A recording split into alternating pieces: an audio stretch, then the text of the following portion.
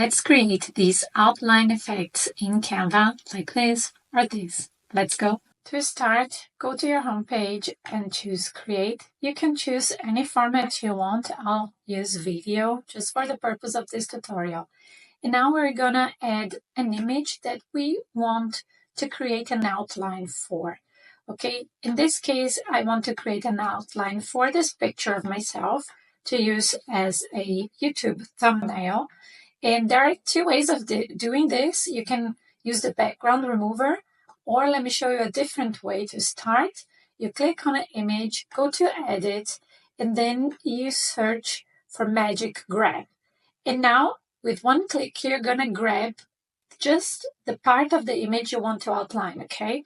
Then click Grab. And it works very similarly to the background remover, but it kind of detaches me from the image. And now what I'm going to do is, that's the next step. That's what's going to create the outline, okay? You go to Edit again, and now you search for Shadows. Choose Outline, and you already see this outline there, but we are going to change its color to white now. And I'm going to reduce its thickness so it kind of looks better. And that's it. You see, you can now add any background there. You can add a different image to the background, but this is the effect that you will create. Let's do it again with a different kind of image that's being kind of used a lot on Instagram right now. So you have like an image of some products and you want to outline them. So we're just going to do exactly the same way we did.